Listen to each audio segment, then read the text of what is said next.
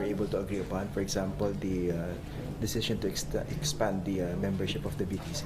Yeah, the directive from our President Duterte, is that the process has to be inclusive. There has to be participation in the peace process. So now that we are in the implementing phase, we decided that one of the ways in which we can be very inclusive is to increase the number of the members of the Bangsamoro Transition Commission, which is going to be tasked with drafting the enabling law that will be submitted to Congress. Sir, paano po yung distribution? Is it 10 and 11? Well, I cannot speak on the government side. But for the MILF? Well, there is an increase, but I have not talked to my counterpart whether to disclose the exact number. Maybe they will know it later.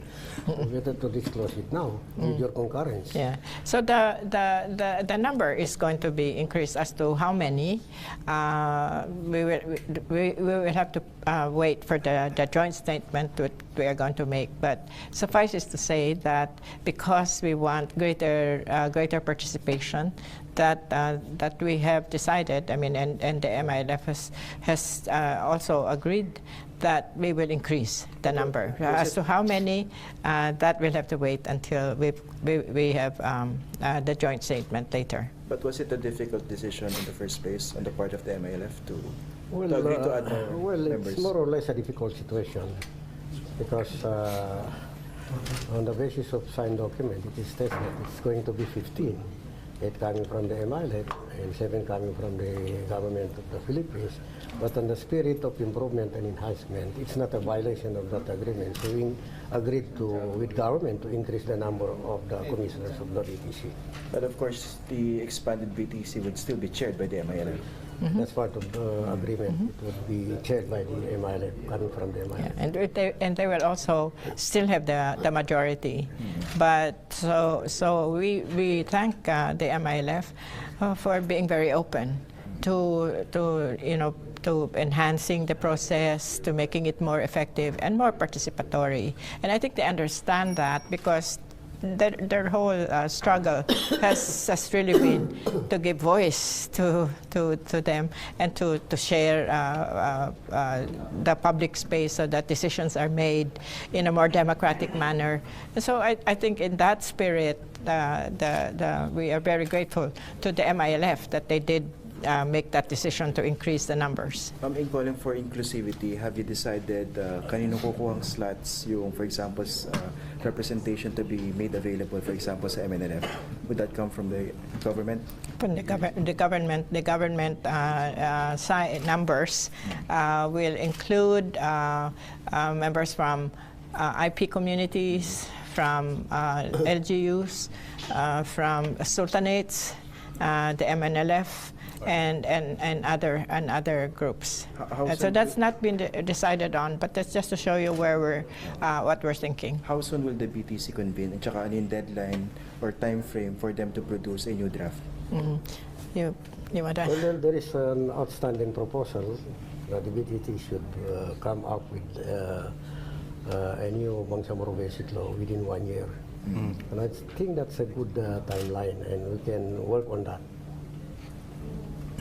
Yeah, so the BGC will have to be up and running very soon, because that process has to get you have to have a draft, then you have to send that to Congress, and we are hoping that it will be passed in a year's time, or even less than a year, because the good thing about the process now is that you have a president who has the political will to make that happen, and you have a Congress, as you've seen, both the Speaker of the House and the Majority Floor Leader were here for the formal launch of the implementing phase. So I think there's a lot of the environment is such that we are hopeful that timeline will be followed. Clarification lang, 1 year for the BTC to submit a draft to Congress. No. Pero hindi pa kasama na ba rin It can be earlier. It can be earlier. To submit to Congress. Yeah, to Congress. submission lang The yan? sooner the better. Yes, sir. Pero No. how about your target when it comes to the ratification talaga? Yung kompleto na. Well, that's part of the process. It depends on how fast Congress can act on it. Because it has to be passed. The BBL has to be passed by Congress before the ratification. So it depends on how fast Congress can do it. And of course, the possibility that people can question it before the Supreme Court again. We don't even want to think of that. Sir, shoot ko lang kasi yung ibang mga tao may hangover pa sa, sa encounter. Paano yun, sir, moving forward? How are we going to deal with it? Alin? Yung sa Ma'am Sabano. Well, it's part of the whole planning that we have a good communication strategy. And we have yet to discuss that together with our counterpart from government. We need really to come up with a very, very good and comprehensive communication strategy. Who will chair the BTC pala, sir? Of course, it would be coming from them. I mean, who from them? Yan? I don't know. Kayo pa rin ba? Hindi na kayo? Most likely, I would not chair the BTC anymore. I have done my part. So you And we have delivered. And I think on my part, personally, it's already a fulfilling thing for me. But you look frustrated. How come parang you sound frustrated? No, I'm not frustrated. We have delivered. We have come up with the BBL. We have so The many CAB levels also. of engagement, and we have rendered the final report to the Office of the President. So as far as we are concerned, while it did not pass Congress, but we have done our share of the responsibility. So now it's still up to the government now to deliver that political aspect of it. And that is the intention, of course, is to deliver an enabling law that will be compliant with the Constitution, compliant with all our laws, and so that's why I'm very happy with the kind of engagement we're having with MNF. So how do we avoid yung Excuse me. yung mga incidents? Well, we have to open the process, especially Ay, Diyos. and I think the partnership of government. Pero muna yung mic. Kunin ko mo yung mic.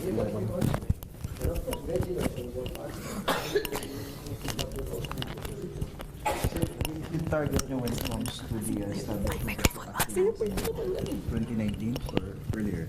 Well, it can be earlier because much of the responsibility rests with Congress. The only participation of the MLF is through the BTC, and after that, it's all government responsibility. Of course, we continue to engage government through the BTC, but the responsibility really is up to Congress to do that. Sir, thank you po. Maraming salamat. Very polite niya, sir. So isa na lang, sige. Balik sa mga. Okay, any other major agenda item that you were able to cover, please? I think it is, while we are also looking at the legislative track, Cameron. while we are looking at the political track, which is the legislation of the BBL, we were also looking at the whole issue of normalization, which is and previous to our meeting today, there had already been some decisions about decommissioning. What do we do with the camps? Some camps, not all. And so we have to have a more or less a holistic view of the entire process. So it's not just really the BBL, although that's very important. There are other parts of the peace process that we have to attend to, and that's part of normalization. People have to get back to their normal lives, and let's not forget that this is about people.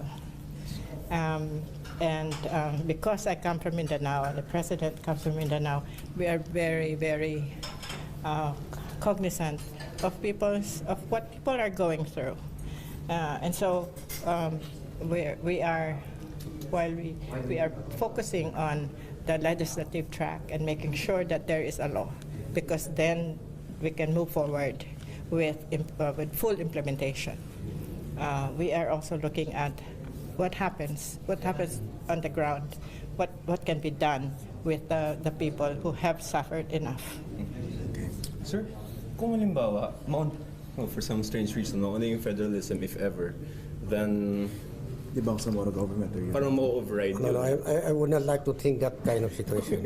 Right now, the tracks are two. The priority as far as we are concerned is the passage of the BBL, while at the same time, the government will push for the amendment of the Constitution to make the Philippines a federal state from a unitary presidential government. So we are looking at a situation wherein the BBL passes Congress ahead of the effort to amend the So Constitution. it's a priority. It's a priority as far as we are concerned, and I think that's the thinking of the President. In the campaign promise, and even in the SONA, he asked Congress to pass the BBL. Your level of confidence with the Duterte administration? Well, if you look at the statement of the President, the statement, especially the acknowledgement of the historical injustices committed against the Moro people, I think that's very historical. That's He knows it. yeah, it's a very important statement, because man can know his failures because he has wisdom, but to admit them, to acknowledge them, it takes greatness to admit them. So admitting that there is really a historical injustice committed against the Moro people is something very historic, momentous. It's a milestone. And only the President now has the gut to say that. After 17 years of negotiation? 17 years of negotiation. It's not just the 17 years of negotiation. Yeah, including the MNLF, more than 20 years. It's the 400 years of the colonial history, because this is still part of our colonial history, and we can only really see ourselves as one country, but one state, but many nations. We can only do that if we do the right thing with the Bangsamoro people.